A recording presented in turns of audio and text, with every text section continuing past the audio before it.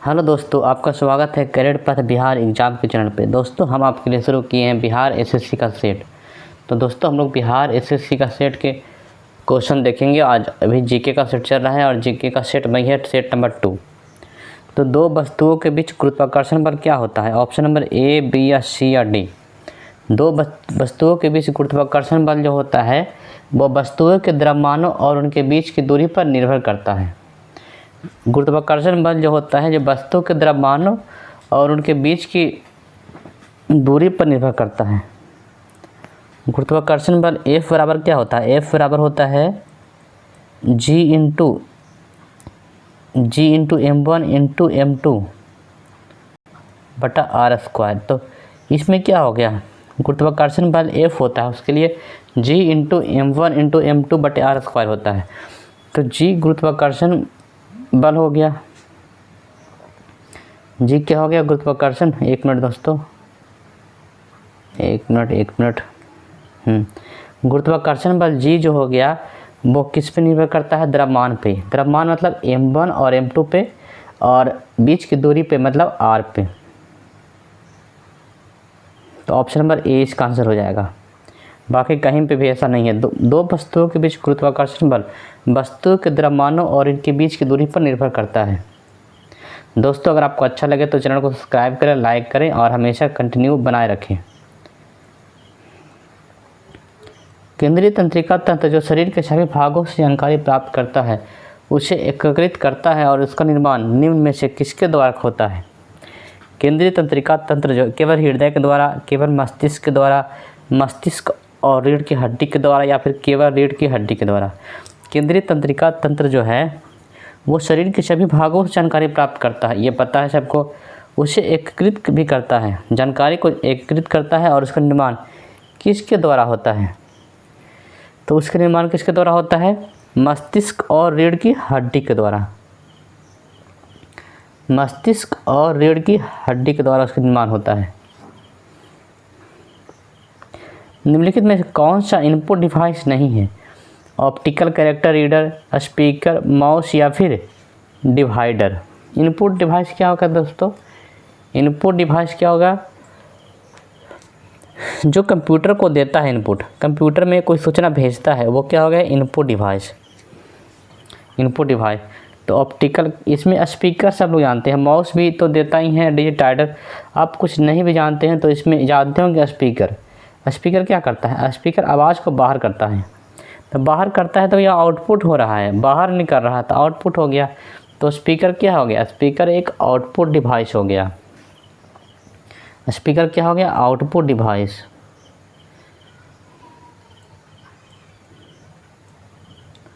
Speaker output device हो गया क्योंकि ये बाहर भेजता है आवाज़ को।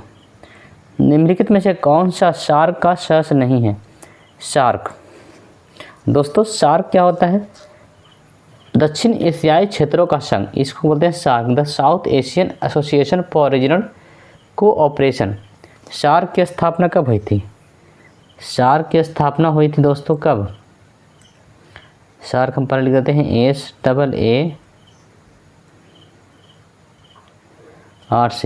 शार्क की स्थापना हुई थी 8 दिसंबर 1985 को। स्थापना कब हुई थी? 8 दिसंबर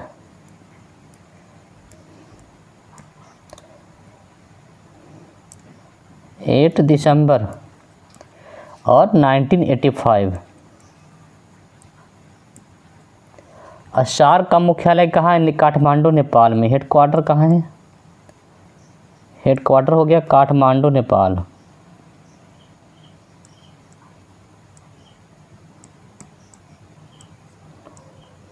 काठमांडू किसकी राजधानी है? नेपाल की राजधानी क्या है? काठमांडू।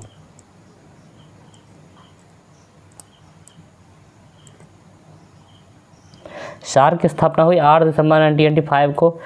शार्क का मुख्यालय कहाँ है? काठमांडू, नेपाल में। शार्क के सदस्य की बात करें, ये क्वेश्चन बार बार आता है कि शार्क का सदस्य कौन कौन सा देश है? तो शार्क का सदस्य कौन कौन है? शार्क का सदस्य कौन कौन है? भारत। सबसे पहले तो भारत है। भारत हो गया शार्क का सदस्य, भारत हो गया। उसके अलावा कौन हो गया? भारत के अलावा पाकिस्तान भी इसमें शार्क है। पाकिस्तान की कोई बैठक क्यों नहीं होता है, पाकिस्तान कहते हैं सॉरी, सार्क का कोई बैठक नहीं होता है, क्यों? क्योंकि भारत पाकिस्तान एक ही ग्रुप में आ जाता है दोनों, इसीलिए दोनों का बैठक नहीं हो पाता, कभी सार्क का बैठक हो ही नहीं पाता है। भारत पाकिस्तान, नेपाल में हेडक्वार्टर है तो नेपाल तो मेंबर होगा ही, नेपाल हो गया। नेपाल के बाद क्या है? भूटान। भारत पाकिस्तान नेपाल और भूटान, भूटान हो गए। उसके अलावा दोस्तों कौन हो गया? श्रीलंका, श्रीलंका हो गया। श्रीलंका के अलावा कौन हो गया? बांग्लादेश,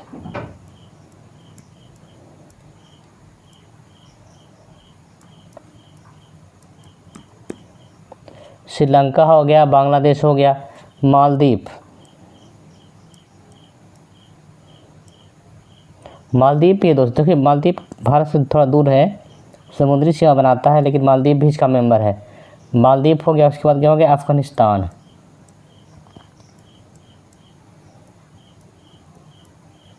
ये हो गया सार्क का मेंबर। कितना हो गया? 1 2 3 4 5 6 7 8, 8 मेंबर। सार्क का सदस्य कितना है? कौन कौन? भारत पाकिस्तान नेपाल भूटान श्रीलंका बांग्लादेश मालदीव और अफगानिस्तान। कितना? सार्क का मेंबर है। तो कौन मेंबर नहीं होगा? चीन, चीन सार्क का मेंबर नहीं है। निम्नलिखित में से कौन सा राज्य गंगा बेसिन का भाग नहीं है? मतलब किस राज्य में गंगा बेसिन का भाग कौन सा राज्य नहीं है? पंजाब या फिर राजस्थान या फिर मध्य प्रदेश या छत्तीसगढ़। तो क्या होगा इसको? किसका ऑप्शन क्या हो जाएगा? गंगा बेसिन का भाग नहीं है पंजाब, पंजाब राज्य जो है वो गंगा बेसिन का भाग नहीं है। पंजाब राज्य किसका भाग है? तो पंजाब राज्य भाग है सतलज बेसिन का, सतलज बेसिन, पंजाब राज्य है सतलज बेसिन का भाग है।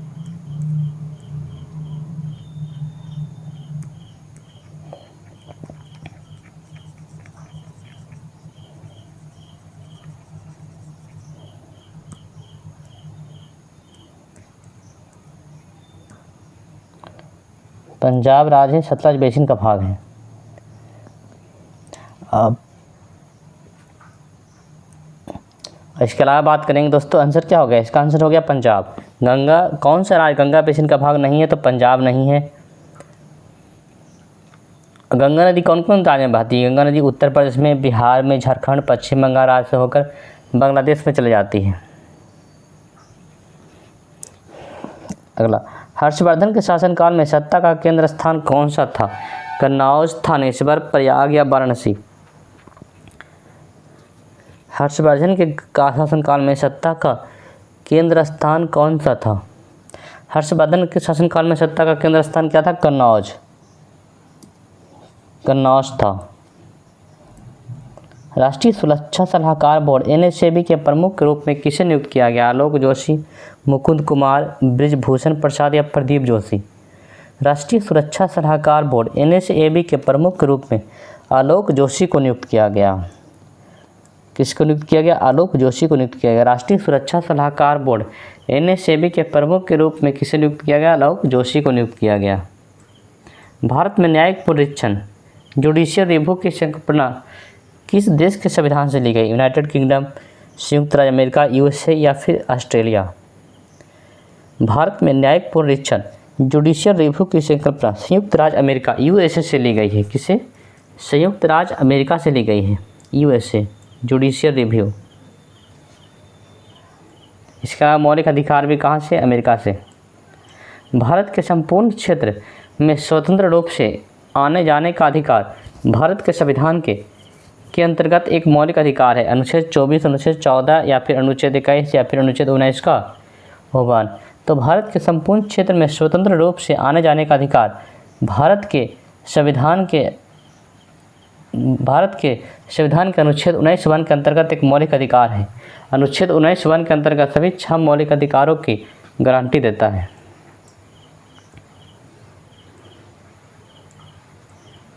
जनगणना 2011 के अनुसार बिहार का लिंगानुपात क्या है?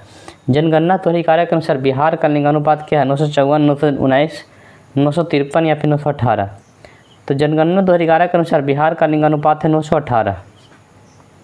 इसके अलावा बात करेंगे तो 2011 की जनगणना के अनुसार गोपालगंज जिला लिंगानुपात में सर्वाधिक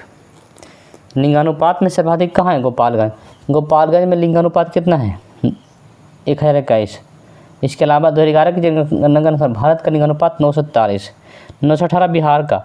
अब भारत का बात करें कि भारत का लिंगानुपात कितना है? भारत का लिंगानुपात 943। लिंगानुपात क्या है? प्रति 1000 पुरुषों पर महिलाओं की संख्या को क्या कहते हैं? लिंगानुपात।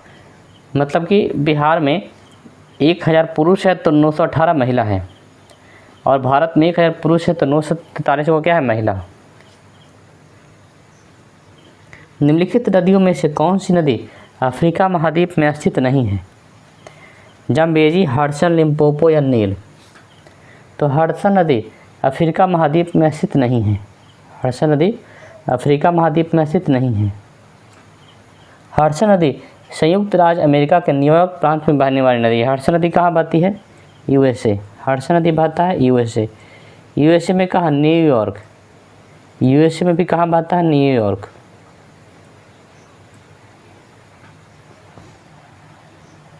इसके अलावा जाम्बेजी नदी, लिम्पोपो नदी, नील नदी सब कहाँ बहता है? अफ्रीका में बहती है।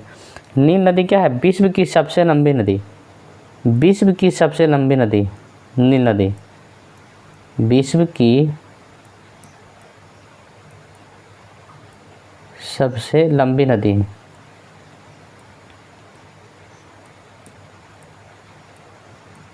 नील नदी है। अगला, निम्नलिखित में से कौन सा ग्रह सौर मंडल के वैक्यूम क्लीनर की भांति कार्य करता है? बृहस्पति ग्रह या फिर शनि ग्रह या यूरेनस ग्रह या फिर नेपच्यून? तो बृहस्पति ग्रह सौर मंडल के वैक्यूम क्लीनर की भांति कार्य करता है।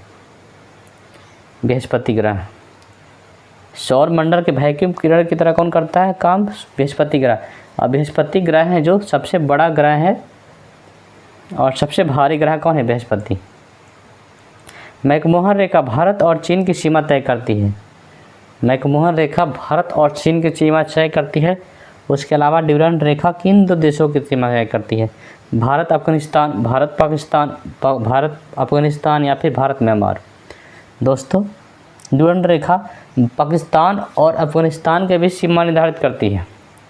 ड्यूरेंट रेखा पाकिस्तान और अफगानिस्तान के बीच सीमा निर्धारित करती है। मैकमोहन रेखा का निर्धारण कब किया गया? 1914 में। भारत और चीन के बीच क्या है? मैकमोहन रेखा है ना, मैकमोहन रेखा। तो मैकमोहन रेखा कब बना था? मैकमोहन रेखा बना था 1914 में बना था। और ड्यूरेंट रेखा कब बना था? पाकिस्तान अफगानिस्तान के बीच ड्यूरेंट रेखा बना था 1893 में,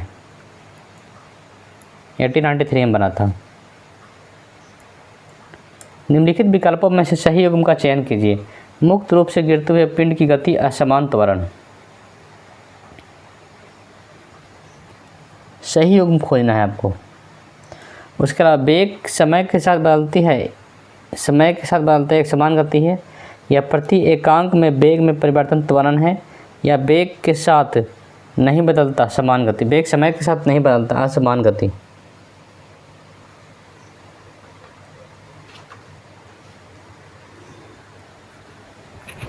इस देखो सही युग्म चुनना है। सही युग्म क्या होगा? ऑप्शन नंबर सी होगा। प्रति एकांक समय वेग में परिवर्तन ही त्वरण है। वेग में जो परिवर्तन होता है वही त्वरण है। त्वरण क्या होता है? जो वेग में परिवर्तन होता है, वेग में घटना या बढ़ना ही क्या है? त्वरण है। मुक्त रूप से गिरते हुए पिंड की गति एक समान त्वरण की गति कहलाती है। ये असमान त्वरण नहीं। कोई चीज़ अगर मुक्त रूप से गिर रहा है, मुक्त रूप से गिरते हुए पिंड गति क्या करती है? असमान नहीं, इसको बोलते हैं एक समान। क्या बोलेंगे इसको? एक समान त्वरण। एक समान त्वरण बोलेंगे इसको।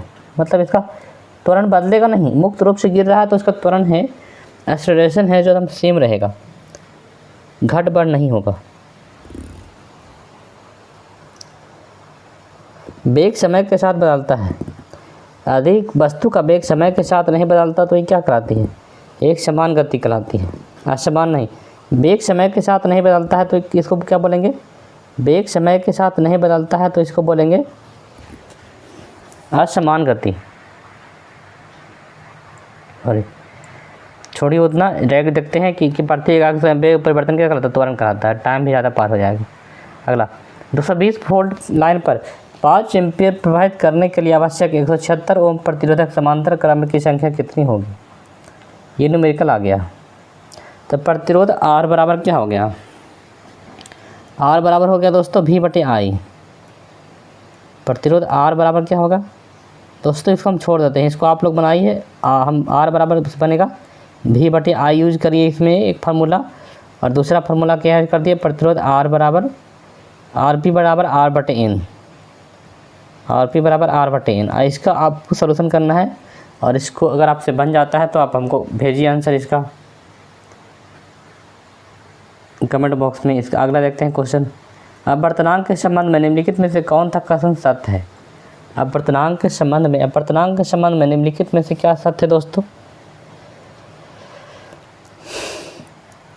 अब जल का अपवर्तनांक सदैव 1 से अधिक होता है। क्या सत्य है? जल का अपवर्तनांक सदैव 1 से अधिक होता है। थॉमसन के परमाणु मॉडल के बारे में निम्नलिखित में से कौन सा कथन गलत है? थॉमसन के परमाणु मॉडल के बारे में क्या कथन गलत है? ऋणात्मक और धनात्मक आवेश परिमाण में समान नहीं होते, इसलिए परमाणु वैद्युत रूप से उदासीन नहीं होते। यही क्या है? असत्य है। कौन सा? यही गलत है। थॉमसन के परमाणु मॉडल के बारे में गलत कथन ये है, थॉमसन के परमाणु मॉडल जिसे प्लग पुडिंग मॉडल या तरबूज मॉडल के रूप में जाना जाता है, परमाणु संरचना का एक प्रारंभिक वैज्ञानिक मॉडल था जिसे जे थॉमसन ने 20वीं सदी के शुरुआत में बनाया था।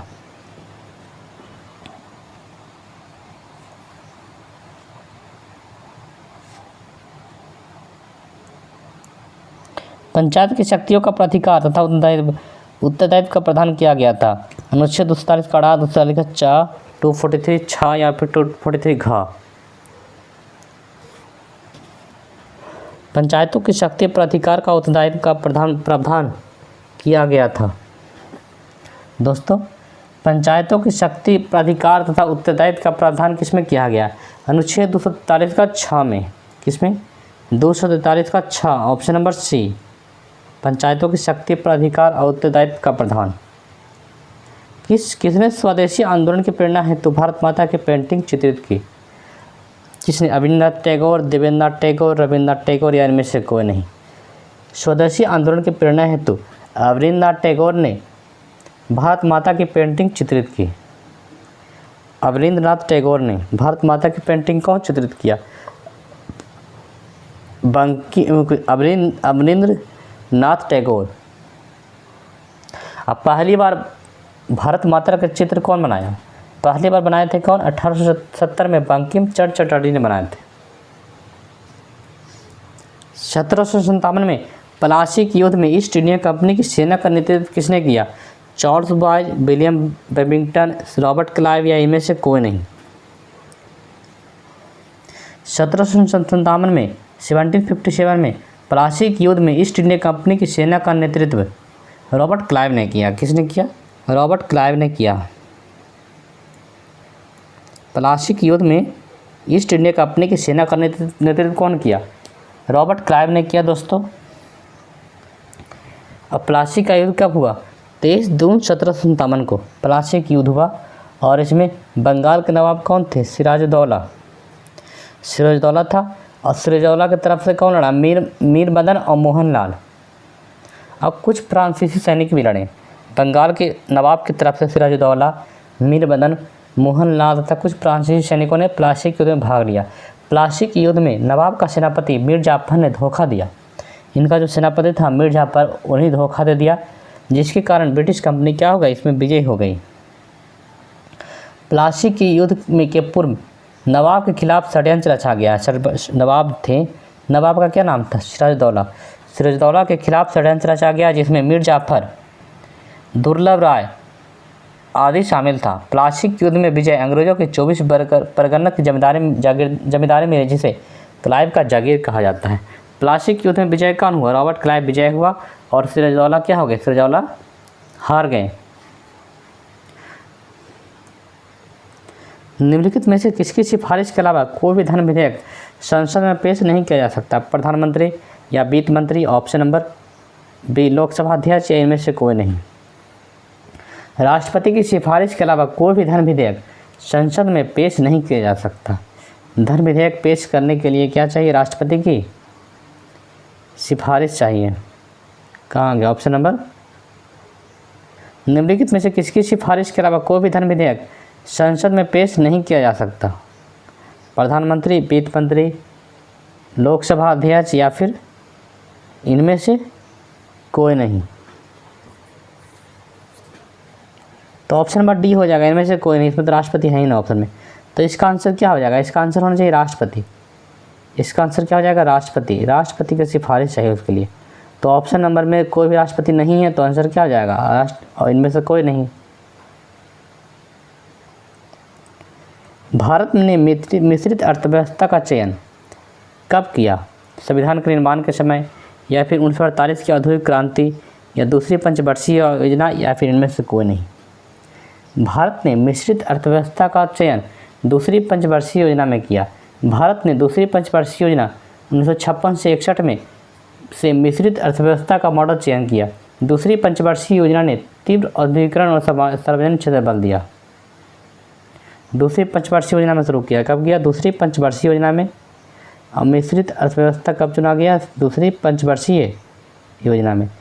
और दूसरी पंचवर्षीय योजना किस मॉडल पर आधारित थी? किस मॉडल पर? PC Mahalanobis model. PC Mahalanobis model.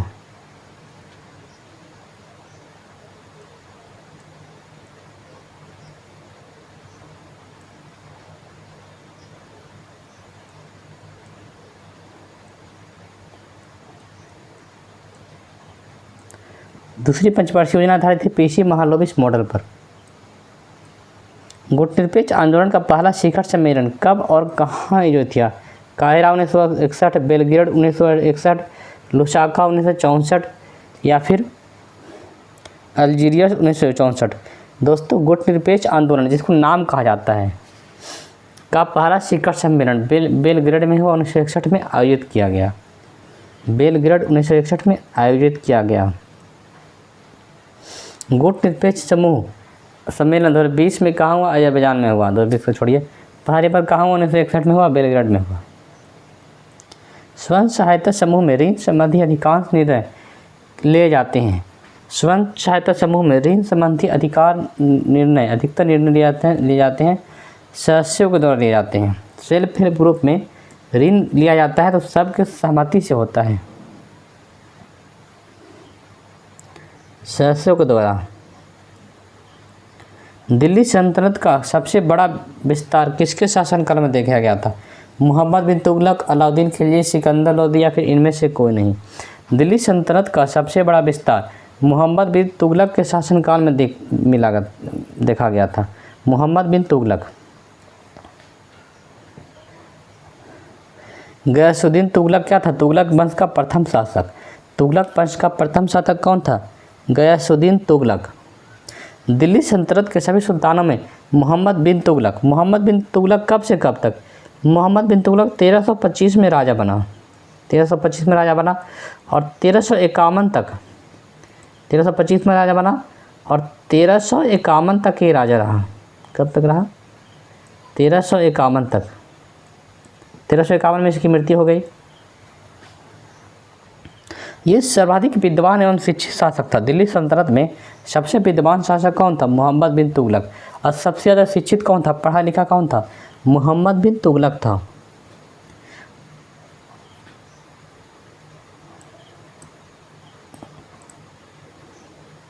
अगला नेक्स्ट, कुतुबुद्दीन ऐबक ने किस मूल्य पर इल्तुतमिश को खरीदा?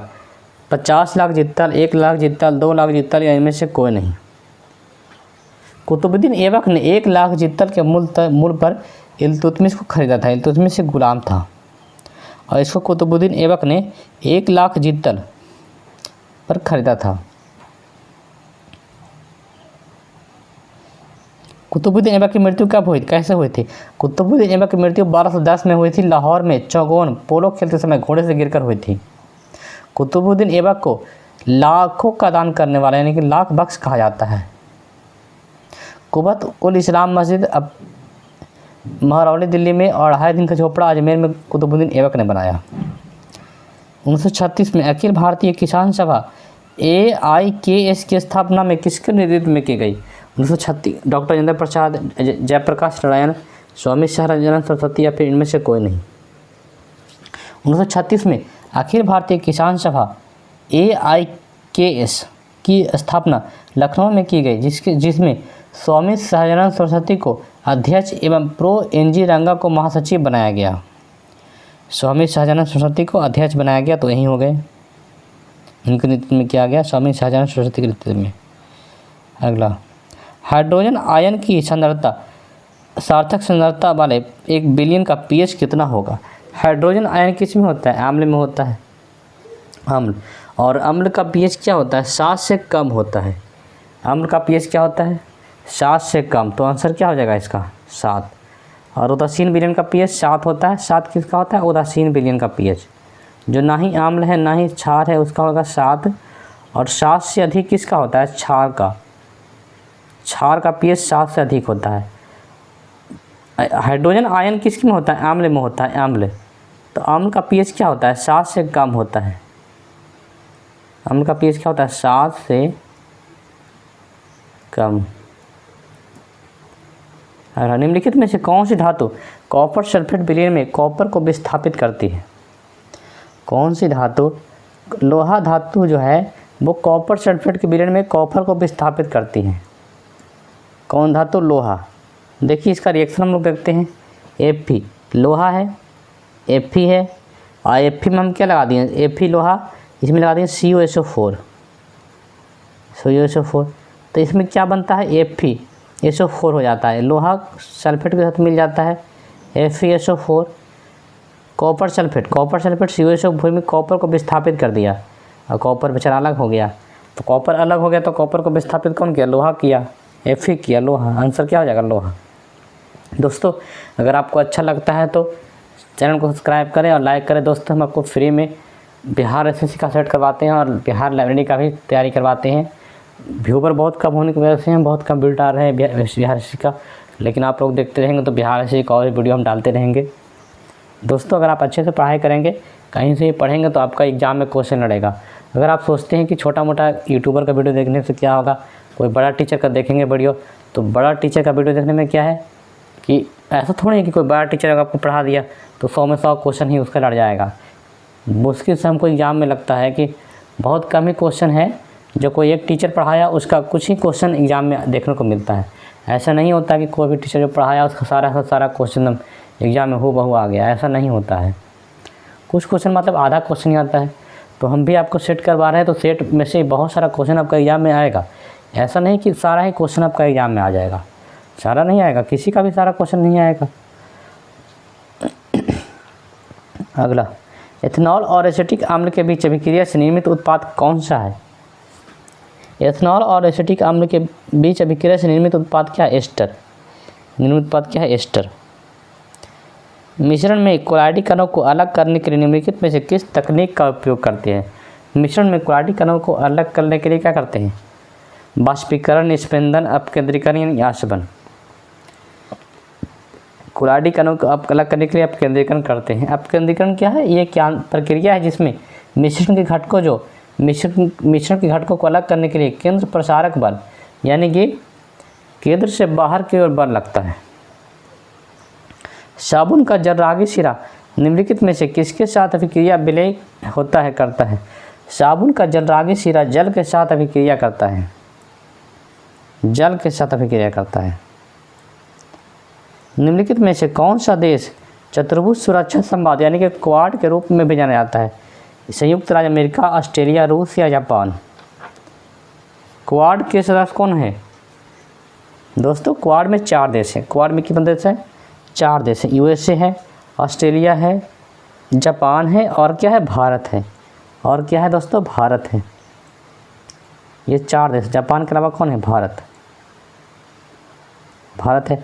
तो ये भारत है, तो इसमें क्वाड के इस कौन नहीं है? रूस नहीं है क्वाड में। अब क्वाड का सम्मेलन कहाँ होगा? भारत में होगा। इस साल 2025 में क्वाड का सम्मेलन कहाँ होगा? भारत में होगा। लेकिन क्वाड बहुत कमज़ोर पड़ गया है दोस्तों। आजकल अमेरिका भारत में, आप लोग जानते हैं कि ट्रेड वार चल रहा है। अमेरिका भारत के ऊपर टैक्स पर टैक्स लगा रहा है, जिसकी वजह से क्या हो रहा है कि भारत क्वाड कमज़ोर हो गया है। क्वाड कमज़ोर हो गया, अमेरिका पाकिस्तान से दोस्ती कर लिए ज़्यादा और भारत से दुश्मनी मोल ले रहा है, तो इससे क्वाड बहुत कमज़ोर हो गया है। और क्वाड की बैठक में डोनाल्ड ट्रंप भी नहीं आएंगे तो फिर क्वाड का कोई मतलब रहता नहीं है, ऐसे झूठ मूठ का बैठक हो जाएगा। निम्नलिखित में से किस न्यायाधीश को जनहित याचिका का प्रवर्तक माना जाता है? किस न्यायाधीश को जनहित याचिका का प्रवर्तक माना जाता है? Justice R N. Mishra, justice P N. Bhagwati, justice Venkataswami या जस्टिस M.H. बेग?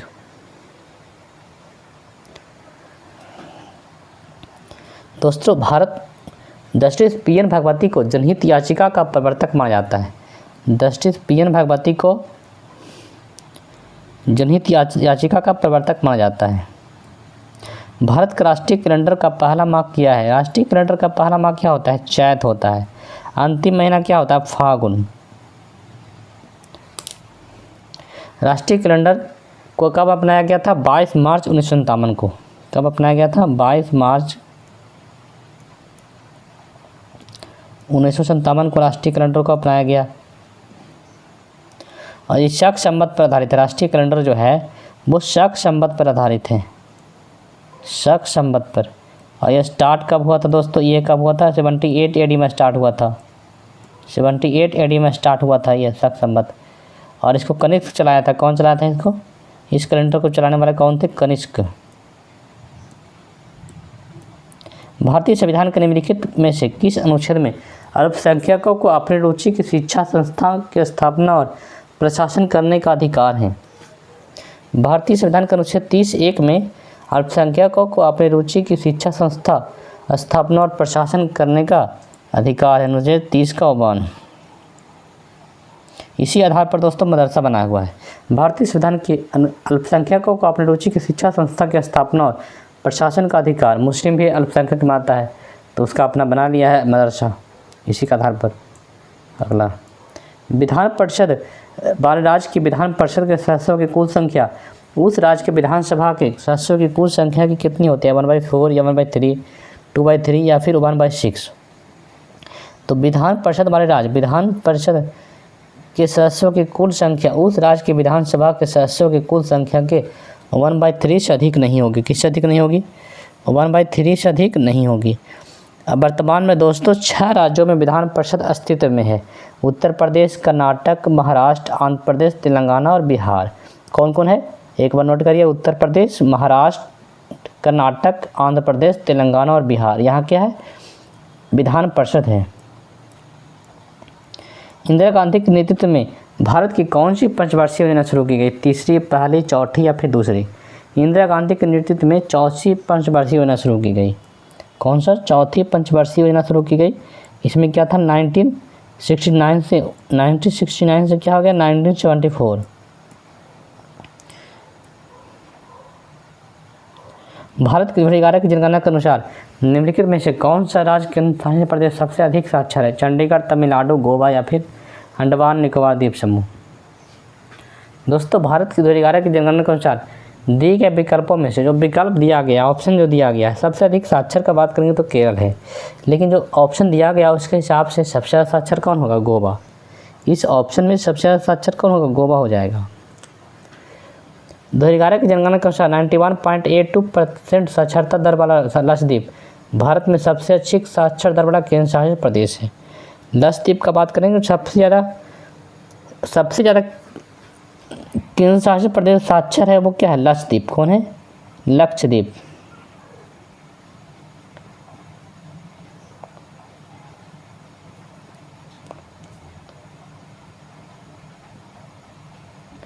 सबसे ज़्यादा केंद्र शासित प्रदेश क्या है? लक्षद्वीप है। आप सुन लीजिए, उतना लिखेंगे तो बहुत टाइम लग जाएगा।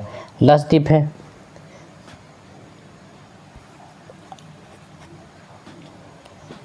इसके अलावा आगे बढ़ते हैं। अगला, लता मंगेशकर को वर्ष में भारत रत्न किस सम्मानित किया गया? दोस्तों, लता मंगेशकर को वर्ष 2001 में भारत रत्न से सम्मानित किया गया था। कब किया गया था? 2001 में किया गया था। भारत रत्न सम्मानित किसको? लता मंगेशकर को भारत रत्न कब मिला? 2021 में। इसके अलावा उस्ताद बिस्मिल्लाह खान को भी 2001 में किसका मिला था? भारत रत्न मिला था। शहनाई बजाते थे बिस्मिल्लाह खान। पौष मेला निम्नलिखित में से किस भारतीय राज्य में मनाया जाने वाला एक अनूठा त्यौहार है? पश्चिम बंगाल, मध्य प्रदेश, उत्तर प्रदेश या हिमाचल प्रदेश? तो पौष मेला पश्चिम बंगाल भारतीय राज्य में मनाया जाने वाला एक अनूठा त्यौहार है। पश्चिम बंगाल में मनाया जाता है पौष मेला। निम्नलिखित में से किस संविधान ने भारत में कानून बनाने की प्रक्रिया को प्रेरित किया? अमेरिका के संविधान, ब्रिटेन के संविधान, आयरलैंड के संविधान या फिर कनाडा के संविधान? तो भारत में कानून बनाना कौन सिखाया? पहले भारत में कोई कानून नहीं होता था, बस ऐसे ही चल रहा है। राजा के समय राजा जो बोला वही काम हो रहा है, जो मंत्री जो बोले वही हो रहा है। लेकिन कानून बनाना सिखाया कौन हम लोग को? अंग्रेज जब भारत गुलाम बनाया तो वो कानून बनाता था, तो इंडिया वाला वहीं से कानून बनाना सीखे। ब्रिटेन इसका आंसर हो जाएगा। नीचे दिए गए अभिक्रिया निम्नलिखित में से किस प्रक्रिया अभिक्रिया का एक उदाहरण है?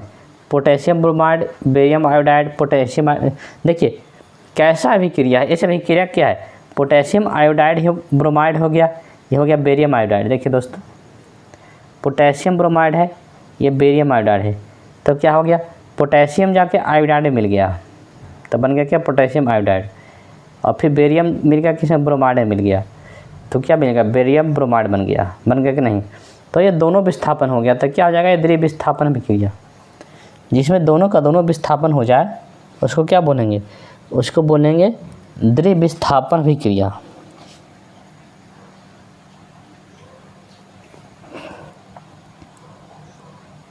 निम्नलिखित विकल्पों में से कौन सा कठोर जल में साबुन का उपयोग करने की समान दोष है? कठोर जल में साबुन का उपयोग करने के समान दोष क्या है? कैल्शियम और मैग्नीशियम के आयनों के साथ अभिक्रिया का साबुन के मैल का निर्माण होता है। कठोर जल में साबुन का मैल बन जाता है। निषेचन की प्रक्रिया के लिए कौन सा प्रजनन अंग आवश्यक है? निषेचन होने के लिए पौधों में कौन सा प्रजनन अंग आवश्यक है? फूलों में निषेचन के लिए आवश्यक प्रजनन अंग कौन है? परागकण एवं बीजांड। क्या है? परागकण एवं बीजांड है। फूलों में फूल का बीजांड पैदा करने वाला हिस्सा क्या कहलाता है? स्त्री केसर कहलाता है। अब फूल का पराग पैदा करने वाला हिस्सा क्या कहलाता है? पुंकेसर कहलाता है। वृद्धि हार्मोन का क्या कार्य है? वृद्धि हार्मोन का कार्य है वृद्धि करना। वृद्धि हार्मोन का कार्य है सभी अंगों के विकास को उद्दीपित करना है। वृद्धि हार्मोन का स्राव कहाँ से होता है? पीयूष ग्रंथि से होता है। वृद्धि हार्मोन पीयूष ग्रंथि से स्रावित होता है। यह शरीर की ऊंचाई, अस्थियों तथा मांसपेशियों की वृद्धि को प्रभावित करता है।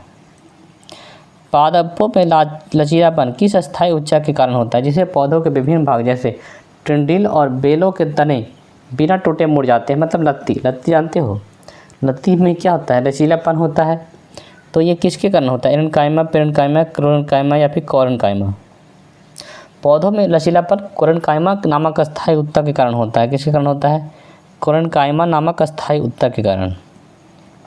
भारत के संविधान का कौन सा अनुच्छेद किसी राज्य सरकार के कामकाज के संचालन संबंधित है? अनुच्छेद 170, अनुच्छेद 167, अनुच्छेद 164 या फिर अनुच्छेद 166?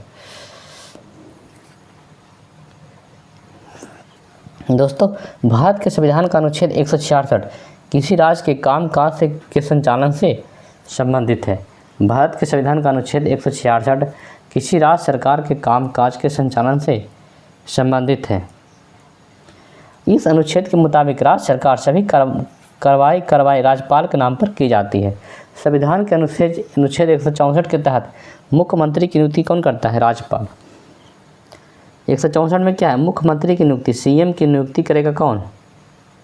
164 में कहता है कि सीएम की नियुक्ति कौन करेगा? राज्यपाल करेगा।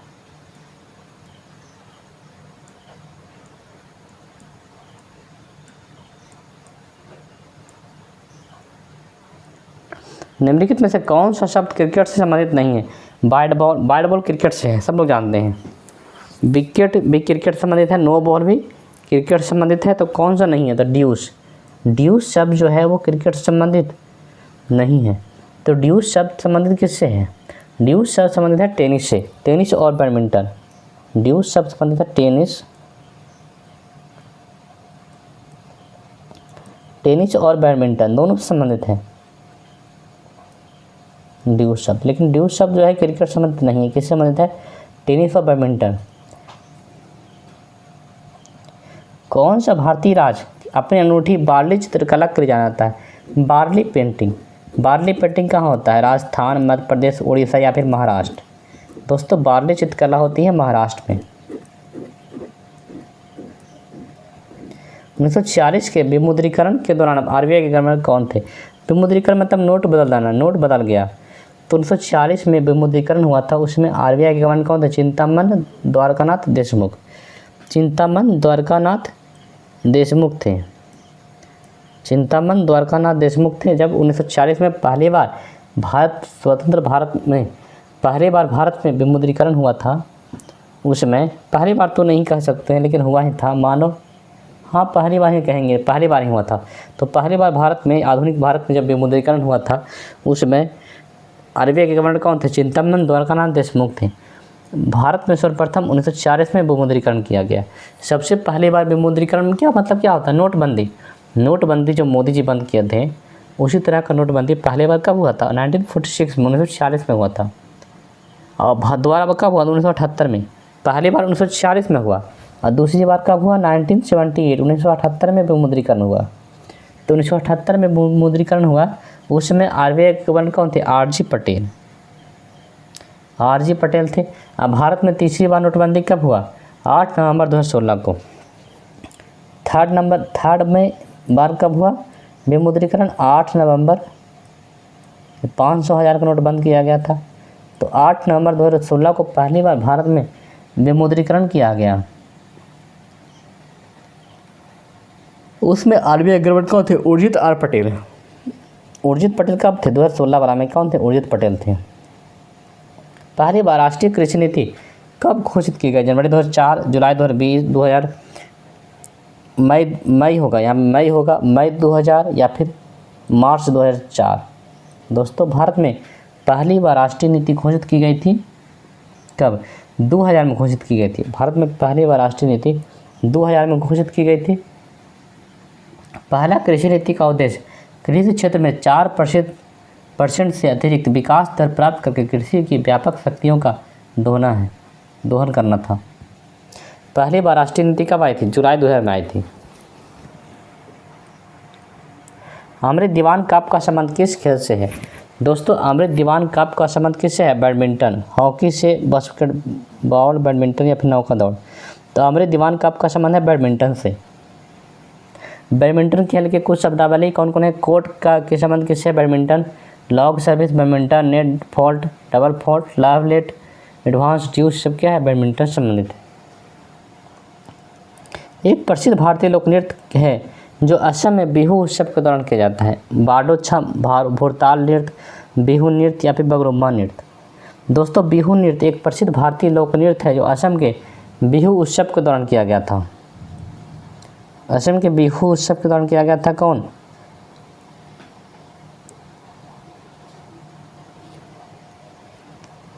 बिहू नृत्य। असम में बिहू उत्सव के दौरान कौन सा नृत्य किया जाता है? बिहू नृत्य। बिहू नृत्य एक प्रसिद्ध भारतीय लोक नृत्य है जो असम में बिहू उत्सव के दौरान किया जाता है। बिहू नृत्य का संबंध धान की खेती से है। धान की बुआई से पहले, धान की पौधे की रोपाई करते समय एवं फसल की कटाई के वक्त बिहू उत्सव का आयोजन किया जाता है। दोस्तों हो सकता है कि आपको थोड़ा बहुत बाहर से आवाज़ आ रहा होगा, तो बाहर में वर्षा हो रही है, तो वर्षा का भी थोड़ा आवाज़ आ रहा है। निम्नलिखित में से किस त्यौहार का संबंध गुजरात से है? मढ़ई, बस्तर, दशहरा, मोढेरा नृत्य महोत्सव या फिर मांडो उत्सव। तो मोढेरा नृत्य महोत्सव का संबंध किससे है? गुजरात से। मोढेरा नृत्य संबंध ऑप्शन नंबर सी किससे संबंध है? गुजरात से। मोढेरा नृत्य महोत्सव गुजरात राज्य के मेहसांग जिला के एक वार्षिक सांस्कृतिक रूप है। मोढेरा नृत्य महोत्सव हर साल जनवरी के तीसरे सप्ताह में आयोजित किया जाता है। भारत ने अपनी भूमि सीमा कितने देशों के साथ साझा करती है? भारत जो है अपनी भूमि सीमा 7 देशों के साथ साझा करती है। भारत अपनी भूमि सीमा 7 देशों के साथ साझा करती है। 7 देश ये कौन कौन है? बांग्लादेश के साथ, चीन के साथ, पाकिस्तान, नेपाल, म्यांमार, भूटान और अफगानिस्तान। कौन कौन? बांग्लादेश, चीन, पाकिस्तान, नेपाल, म्यांमार, भूटान और अफगानिस्तान। भारत की सबसे लंबी सीमा जो है वो 4096.7 किलोमीटर जो है बांग्लादेश के साथ लगती है। और भारत की सबसे छोटी सीमा 106 किलोमीटर पीओके से लगती है, और ये अफगानिस्तान से भी लगती है, पीओके अफगानिस्तान से लगती है।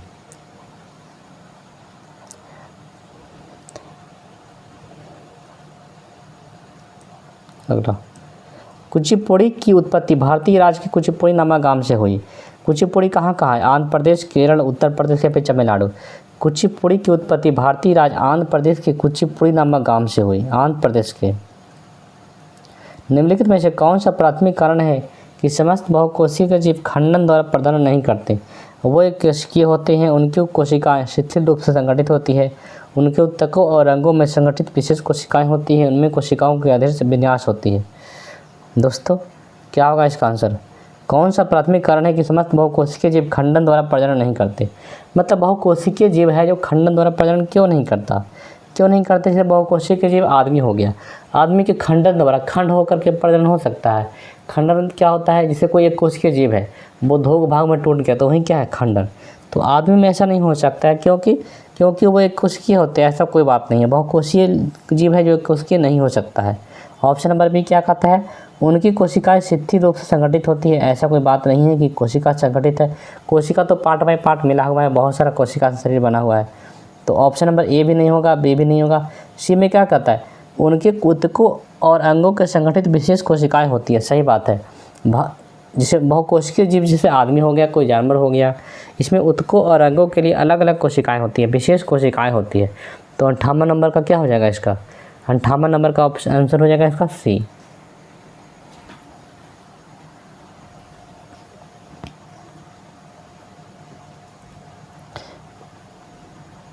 अगला, वंशागति की इकाइयाँ जिन्हें मेंडल ने कारक कहा था, अब क्या कहलाती है? जीन, गुणसूत्र, डीएनए या विशेषक। वंशागति की इकाइयाँ जिसे मेंडल ने कारक कहा था, अब जीन कहलाती है। मेंडल जिसको कारक बोले थे उसी को अब क्या कहा जाता है? जीन कहा जाता है। और जीन आनुवंशिकता की मूल इकाई हैं। जीन डीएनए के वे खंड है जो किसी जीव के लक्षणों को नियंत्रित करती है। पादपों में विविधता उनके उत्तरजीविता और विकास के लिए क्यों महत्वपूर्ण है? पादपों में विविधता है, उनके उत्तरजीविता और विकास के लिए महत्वपूर्ण है। यह पौधों को बदलती पर्यावरण परिस्थितियों के अनुकूल में होने में मदद करती है। यह पौधों को बदलती पर्यावरण परिस्थितियों में अनुकूल होने में मदद करती है। खंडी भवन के संबंध में निम्नलिखित में से कौन सा कथन सत्य नहीं? खंडी भवन, प्रत्येक टुकड़ा एक पूर्ण वृष्टि में विकसित हो सकता है, ऐसा कुछ बात? हाँ, ऐसा हो सकता है। नहीं, खंडी भवन में प्रत्येक टुकड़ा, खंडी भवन के संबंध में सत्य नहीं है। ये सत्य है, प्रत्येक टुकड़ा एक पूर्ण वृष्टि में विकसित हो सकता है। खंडी भवन मतलब कि खंड के द्वारा एक कोशिकीय जीव है जो दो भागों में टूट करके जब उसका नया जीव बनता है, वही खंडी भवन है। तो खंडी भवन में के संबंध में जनक का शरीर जो है दो या अधिक टुकड़ों में टूट जाता है, प्रत्येक टुकड़ा विकसित होकर एक नया पूर्ण जीव बना सकता है। तो ये ऑप्शन नंबर 1 तो सही है, ऑप्शन नंबर 1 सही है। लेकिन कह रहा है कि कौन सही नहीं है? इसके लिए जीव की बहुकोशिकीय होना आवश्यक है। इसके लिए जीव को बहुकोशिकीय होना आवश्यक है। खंडी भवन के लिए खंडी भवन हो, उसके लिए जीव को बहुकोशिकीय होना आवश्यक है।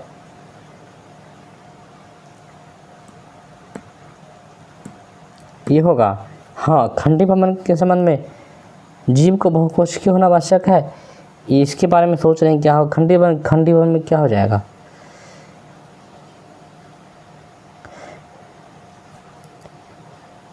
ऐसा कुछ नहीं होता। खंडी भवन में क्या होता है? खंडी भवन में तो एक कोशिकीय में होता है। तो ऑप्शन नंबर सी क्या कहता है? यह लैंगिक जनन का एक रूप है। खंडी भवन के संबंध लैंगिक जनन नहीं है, ये एकदम प्योर गलत है। खंडी भवन जो है वो लैंगिक जनन नहीं, अलैंगिक जनन है। खंडी भवन क्या होता है? एक कोशिकीय जीव जो दो भागों में टूटता है तो उसमें लैंगिक जनन नहीं होता, बस एकल्य होता है, एक ही होता है और वो टूट जाता है। लेकिन लैंगिक जनन में क्या होता है? नर युग्मक और मादा युग्मक दो होते हैं। तो खंडी भवन के उदाहरण क्या क्या हो जाते हैं? स्पाइरोगारा में क्या होता है? खंडी भवन होता है। शैवाल जंतु में शैवाल, प्रिनेरिया और कुछ कृमि जैसे कि खंडी भवन द्वारा प्रजनन करते हैं। निम्नलिखित में से किस जीवाणु के संक्रमण में, इसका आंसर हम टिक किए कि नहीं किए? 61 का आंसर क्या हो जाएगा? 61 का आंसर हो जाएगा सी। निम्नलिखित में से किस जीवाणु के संक्रमण को यौन संचारित रोग माना जाता है? टाइफाइड, न्यूमोनिया, ट्यूबरकुलोसिस या फिर गोनोरिया? तो क्या होगा? गोनोरिया जीवाणु के संक्रमण को यौन संचारित रोग माना जाता है। गोनोरिया एक जीवाणु यौन संचारित रोग एसटीडी है जो निशोरिया, लिंग, गुद्दा या मुख के माध्यम से यौन संपर्क द्वारा फैलता है। यौन संचारित रोग कौन है? गोनोरिया है। मेक इन इंडिया कब शुरू हुआ था? 25 सितंबर 2014 को या 15 को या फिर 11 को या फिर 2016 को? तो मेक इन इंडिया अभियान कब शुरू हुआ था? 25 सितंबर 2015 को शुरू की गई थी मेक इन इंडिया अभियान। 25 सितंबर 2015 नहीं, डिजिटल इंडिया ने शुरू किया था। डिजिटल इंडिया 2015 में शुरू हुआ था, लेकिन मेक इन इंडिया कब से हुआ था? 25 सितंबर 2014 को। मेक इन इंडिया अभियान 25 सितंबर 2014 को शुरू हुआ था। वर्ष 2014 में लॉन्च किए गए मेक इन इंडिया का उद्देश्य था देश को एक अग्रणी वैश्विक विनिर्माण और निवेश गंतव्य में बदलना। पंचायती राज व्यवस्था को भारत के संवैधानिक दर्जा कब प्रदान किया गया? 1950, 1973, 1992 या फिर 2000? पंचायती राज व्यवस्था को भारत में संवैधानिक दर्जा 1992 में दिया गया। कब दिया गया? 1999 में दिया गया, 1992 में दिया गया। पंचायती राज को भारत में संवैधानिक दर्जा 1992 में दिया गया। 73वां संविधान संशोधन अधिनियम 1992 में पंचायती राज को संवैधानिक दर्जा दिया गया। पंचायती राज को संवैधानिक दर्जा देने की सिफारिश सर्वप्रथम 1985 में लक्ष्मीमल समिति ने किया था। 24 अप्रैल 1993 को 73वां संविधान संशोधन अधिनियम लागू कर दिया गया। 74वां संविधान संशोधन अधिनियम 1992 द्वारा शहरी स्थानीय निकाय को संवैधानिक दर्जा दिया गया। अनुच्छेद 47 क्या है? भारत में गांधीवादी दर्शन है। सामुदायिक विकास कार्यक्रम का मुख्य लक्ष्य क्या था? सामुदायिक कार्रवाई को बढ़ावा देना, केवल सरकारी योजनाओं का प्रचार या फिर विदेशी निवेश को आकर्षित करना या फिर सैन्य प्रशिक्षण? सामुदायिक विकास कार्यक्रम शुरू किया गया था। इसका मुख्य उद्देश्य क्या था? सामुदायिक कार्रवाई को बढ़ावा देना था। Option number A. बिहार उद्यमी योजना के तहत कितनी राशि अनुदान के रूप में प्रदान की जाती है? 2 लाख, 7 लाख, 5 लाख या फिर 10 लाख? बिहार उद्यमी योजना के तहत 5 लाख रुपए की राशि अनुदान के रूप में प्रदान की जाती है। 5 लाख रुपए की राशि। कोमोरोस की राजधानी कहाँ है? मोरोनी, फुम्बानी, मिल्सा, मियोली या फिर डोमोनी? दोस्तों, कोमोरोस की राजधानी मोरोनी है। कोमोरोस की राजधानी कहाँ है? मोरोनी। कोमोरोस की मुद्रा क्या है? फ्रैंक। 24 अप्रैल को राष्ट्रीय पंचायत दिवस के अवसर पर भारत के प्रधानमंत्री नरेंद्र मोदी किस राज्य से देश की ग्राम सभाओं को संबोधित किया? झारखंड, बिहार, पश्चिम बंगाल या फिर राजस्थान? 24 अप्रैल को राष्ट्रीय पंचायत दिवस के अवसर पर भारत के प्रधानमंत्री नरेंद्र मोदी बिहार से देश के ग्राम सभाओं को संबोधित किए। ये करंट अफेयर हो गया। बिहार से प्रधानमंत्री नरेंद्र मोदी मधुबनी के झंझारपुर के लोहरा पंचायत से देश भर के ग्राम सभाओं को संबोधित किया। 23 अप्रैल 2025 को बाबू कुंवर सिंह की जयंती के अवसर पर पटना के जेपी गंगा पथ पर वायुसेना की सूर्य किरण टीम द्वारा कितने ट्रेनर जेट का करतब दिखाया गया? 11, 9, 7 या फिर 5? 23 अप्रैल 2025 को बाबू कुंवर सिंह की जयंती के अवसर पर पटना के जेपी गंगा पथ पर वायुसेना की सूर्य किरण टीम द्वारा 9 ट्रेनर जेट का करतब दिखाया गया। कितना का दोस्तों? 9 ट्रेनर जेट का करतब दिखाया गया। बाबू कुंवर सिंह की जयंती सौर दिवस के रूप में मनाई गई। इस अवसर पर पहली बार एयर शो का आयोजन किया गया। हाल ही में पिंक ई रिक्शा योजना किस राज्य में शुरू की गई? पिंक ई रिक्शा योजना महाराष्ट्र में शुरू की गई थी। कहाँ शुरू की गई दोस्तों? महाराष्ट्र में शुरू की गई। लॉरियस वर्ल्ड स्पोर्ट्स अवार्ड 2025 में world sportsman of the year किसे चुना गया? लियोन मार्चा, मुंडा डुप्लांटिस, मैक्स वेरस्टेपेन या फिर तदेई पोगाचार? लॉरियस वर्ल्ड स्पोर्ट्स अवार्ड 2025 में world sportsman of the year Mondo Duplantis चुना गया। कौन चुना गया दोस्तों? Mondo Duplantis. ऑप्शन नंबर यह है, मोंडो डुप्लांटिस चुना गया। अगला, डीपीएस फ्लेमिंगो झील किस राज्य में स्थित है जिसे संरक्षण रिजर्व घोषित किया गया? तमिलनाडु, महाराष्ट्र, राजस्थान या फिर गुजरात? दोस्तों, डीपीएस फ्लेमिंगो झील महाराष्ट्र में स्थित है जिसे संरक्षण रिजर्व घोषित किया गया है। महाराष्ट्र में कहाँ है? महाराष्ट्र में स्थित है, जिसे संरक्षण रिजर्व घोषित किया गया है। दोस्तों, अगर आपको अच्छा लगाता है तो सब्सक्राइब करें चैनल को। हम आपके लिए मैथ का भी लाएंगे, धित्र लाएंगे, मैथ का भी, रीजनिंग का भी, लेकिन व्यूवर कम है। जब व्यूवर होगा तो मैथ का भी आएगा आपके लिए क्वेश्चन, रीजनिंग का भी आएगा। बिहार एसएससी का भी तैयारी में आप जुड़े रहें। इसके साथ ही हम आप वीडियो लंबा हो गया तो क्या हो गया, 72 क्वेश्चन भी सॉल्व हो गए। तो इसके साथ ही हम आपसे विदा लेते हैं और अगले सेशन में आपसे हम फिर मिलेंगे। Bye bye, take care.